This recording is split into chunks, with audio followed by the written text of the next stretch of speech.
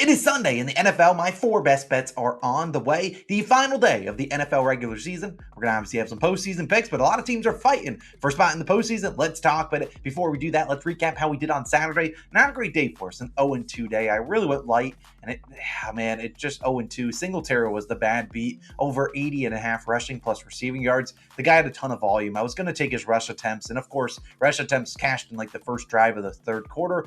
But man, it just did not have an efficient day. I think 25 touches, I think 65 total yards, just a very inefficient day, but he's going to the postseason, so I don't think he cares. And then Gardner Minshew, he obviously didn't get it done because they ran for like 190 yards with Jonathan Taylor, something that really no one had done against Houston's defense, but Houston let him have it and it ended up winning. So whatever, it is what it is, an 0-2 day. Let's finish this season strong. I'm not going to promote anything else. There's a bunch of different deposit matches and all that stuff down below in the description. Check out that stuff. It's the final day of the season, and I got a bunch of work to do because our NBA video will be live in a little bit. So I know there's going to be people asking, Austin, where's our NBA video? There's early games. Just give me some time. I'm trying to get this video out first. But let's dive into the first play. It's going to be a guy that's going to be pretty popular on Sunday. It's going to be Justin Jefferson. I like his over 96.5 receiving yards, minus 110 on FanDuel. Now, I would play this about 101.5. I consider doing a sprinkle on his 125 plus as well. And look, Jefferson, like I said, going to be a popular play, and for good reason today. He not only does he have a great matchup, also has a little bit of, not an incentive, but definitely an added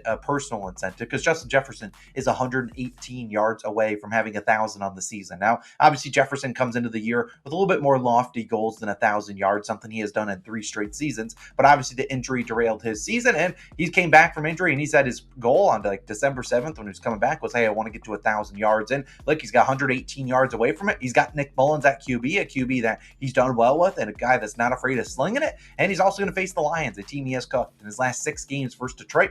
Numbers are insane: 133, 124, 182, 14, 223, and 141 yards against them in his last 6. So going over this line in 5 of 6, and he also had 141 against them just 2 weeks ago. The Lions don't have a lot to play for here. They technically could improve their seeding, but they would need the Cowboys and the Eagles both to lose, which is unlikely given that the Cowboys play the Commanders, who stink. And I think at the end of the day, they might not play their starters a ton of minutes. They might. I don't really know what the heck the Lions are going to do, but they also could rest their guys in the second half, and we could see Justin Jefferson go berserk in that half. But this guy's seeing consistently 10 plus targets. I'm pretty confident Nick Mullins will want to get his guy over 1,000 yards. Also, Nick Mullins, trying to showcase, his arm in this game because he's trying to stay in the NFL. So wouldn't be surprised if he's just peppering Justin Jefferson with targets. We know how good Jefferson is. He can get 100 yards on anyone. I know this is a high line, over 96.5 receiving yards, but we saw what he did to him 2 weeks ago. We just saw what CeeDee Lamb did to them last week. I think Justin Jefferson, if he can, he will try his hardest to get to 1,000 yards, which would require him to get 118, which would cash our first play of the day. Now, my second pick is going to be a guy that I know you guys are going to hate. I mean, that's a lot of fun. Let's talk about Bryce Young, over 184.5 passing yards, minus 110 on FanDuel. Now, I know people are pissed at Bryce Young because last week we had 2 units on him. Now, technically, he lost us some juice, whatever. We had his pass attempts line. We also had his passing yards. Now, pass attempts was free. He easily cleared that. Passing yards, not the case, because he had one of his worst games of his career. Obviously, he is a rookie. But Bryce Young, hey, look at last week. 19 of 32, terrible. But he had 112 yards. The man was getting sacked every possession or throwing it for like 3 yards, and they could not get any first downs. I think they went 1 for 12 on third down. A terrible game for him. Now, in that game, his passing yards line was 168.5.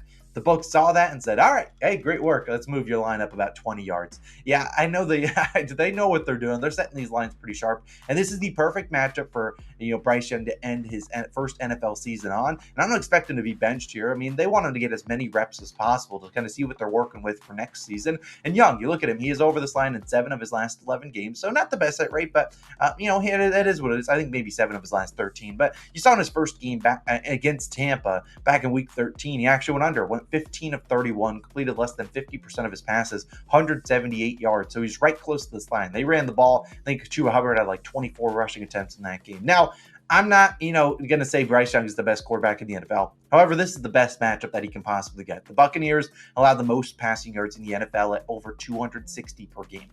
Only 2 quarterbacks in the previous 16 games the Buccaneers have played have finished below this line. One was an injured Derek Carr who was basically throwing it, but couldn't even get his arm up. He was throwing it like 1 yard down past the line of scrimmage. And the other was Bryce Young. Now, obviously, Bryce Young got close to it, completed less than 50% of his passes.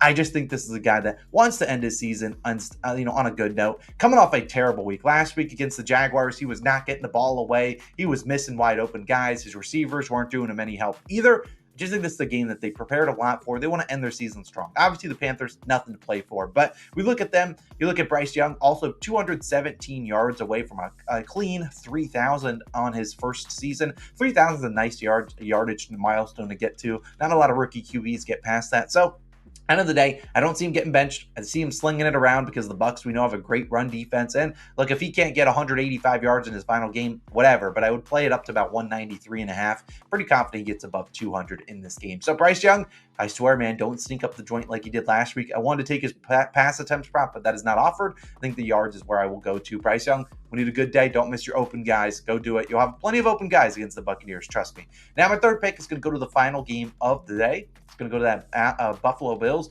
versus Miami Dolphins game, a game that means a lot for both of these two teams. Now, when it comes down to it, this final game could decide if the Buffalo Bills make the playoffs. So I'm going to roll with their QB, Josh Allen, anytime touchdown score at minus 125 on FanDuel. I do not take a lot of touchdown scores because, it can be a little bit fluky. Will you get the opportunities in the red zone? You never know. But I really do think this is a good spot to back Josh Allen. Now, regardless of it being, and I would play this about minus 145. I saw some books even more juiced than that. I honestly think it should be about minus 150. I'll take the minus 125 FanDuel's offering right now. Now, I've seen a few other people post this. Props to them. I'll hop on board with them. I'll kind of tally some of their research, but also add in my own stuff. You look at Allen, does have a rushing touchdown in 9 of his last 10 games. Ever since they kind of fired their offensive coordinator, they've been using him a ton of the red zone. You're seeing them do tush-push type things where if they get to the 1 yard line, Josh Allen do the QB sneaks. They're doing a bunch of QB draws, and reasonably so. I mean, Josh Allen, a big guy. He's not afraid of taking a hit or two. And with their season on the line potentially here, they're going to use him a lot. I mean, you look at this Jags, or not the Bills. You look at the Jags, not the Jags, the Bills front. This is what they need. They need to win this game. If they win it, they win the division. Cool. However, if they lose this game, there is a chance they don't even make the playoffs. That is a big swing to go from like the 2 seed to not even in the playoffs. If they lose and Jacksonville wins, they could be sent home, and Jacksonville is favored on the road in Tennessee. So this could be a winner go home game for this Buffalo Bills team. And either way, they want to win the division. Even if the Jags lose early on in the day, they still want to win the division. Obviously, you get to host a home playoff game instead of going on the road. But you look at the Bills back in week 4. Allen had a rushing touchdown against this Miami Dolphins team. Only 4 rush attempts in that game. He's been seeing 8+ rush attempts in 4 of the last 5. Also 1 touchdown away from getting the franchise record. Now, yes, this will require him to rush one in or catch it. If he wants to catch a touchdown, that would be electric to cash this bet. But either way, they really have been using him a ton in the red zone for running the football. I'll take a stab at this one. Minus 125, I think, is very good value. I really think this should be around minus 150-ish. But I really like Josh Allen to score a touchdown. No, a passing touchdown does not count. He needs to run it in or catch one, which would be nuts. Now, my fourth and final play of the day, I'll talk about one lean in a second, is going to be a 2-leg same-game parlay. It's going to be Bijan Robinson of the Atlanta Falcons for 50+ rushing yards and Drake London of the Atlanta Falcons for 25+ receiving yards. This is minus 104 on FanDuel. I checked Bet365 was minus 120 there. Now, I was looking at both these guys' individual lines. Bijan's about 58.5 rushing yards and Drake's around 43.5 receiving yards. I just figured I'd combine them into one. We know they've had a lot of data to kind of soak in these last few, every single game this season. So the books can be pretty sharp, especially in week 18. But I like both these guys on the road in New Orleans, where the Falcons are a team that's looking to win. I mean, they need to win, and they need the Buccaneers to lose to the Panthers, which Bryce Young, man, go do it. But then they will make the playoffs and win the NFC South. However, I don't necessarily know if that's going to happen, but they're going to try their best. And if Arthur Smith, I know he's been a dummy all year long, hey, you need this win. You all know how that Buccaneers game's going. But either way, I mean, Bijan Robinson has been your best player on offense, and I expect them to give him the ball. In the last 5 weeks, they've kind of shown that. Bijan played 75% of snaps in 4 of 5 weeks. One of his games he didn't. He fumbled, so they kind of benched him a little bit in that one. But you've seen him kind of not have the greatest track record playing 75% of snaps. He's had 53, 34, then 11 in the game he got benched. The last 2, 72 and 75 yards against the Bears. Bears, very good defense, but also faced some tougher defenses in there. Panthers, Buccaneers, Jets, ton of defenses that are really good at stopping the run. So he gets a Saints team that I'm not too confident they can stop the run, as well as a bunch of those teams. I mean, the Bears, Panthers, Jags have been in the tops of the NFL this season, but I look at him getting a ton of work here. Bijan Robinson, we know how talented he is. Obviously, would like to end the season strong, but I just think he sees 12 to 14 rush attempts. And we know when the ball gets into Bijan's hands, good luck.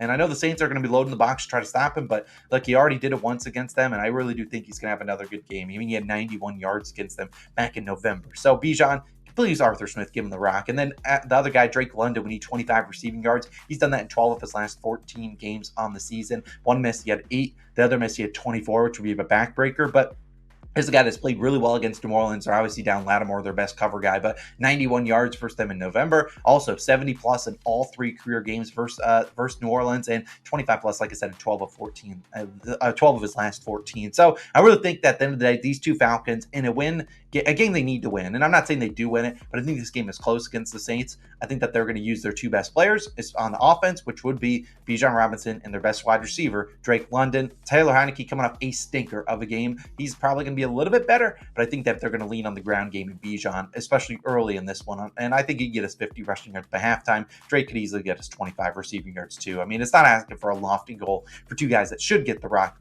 10 times for Bijan at least, and hopefully that Drake London gets 5 to 7 targets. He should be able to turn in 25 yards. So those are my 4 favorite picks of the day. My one lean, I was looking at some Jared Goff unders. However, I'm not really sure what the Lions are going to do today. Like I said, they have some incentive to win and potentially improve by one seed, but I don't really know what the heck they're going to do. It is Dan Campbell. You never know what to expect. So I'm just not going to touch any Lions props. Obviously, I wish I could do a Lions same game parlay. However, like I said, there's a lot of uncertainty there. Don't worry. The Lions same game parlays are coming back in the first of next week when we have the wild card weekend, and the Lions are participating in that. So, of course, appreciate you guys for all the support all NFL season long. Hopefully, we can go 4-0 and end the season strong with these 4 picks. Let me know your favorite picks down below in the comments. We'll have some more. We won't have a parlays video today. There's, like I said, there's a lot of games that you got to kind of have to sit through. You don't have a lot of props for a lot of teams. A lot of random things going on today. It's week 18. Expect the unexpected. But you guys have a wonderful Sunday. My NBA video will be live in an hour or 2. I'm going to go work on those picks.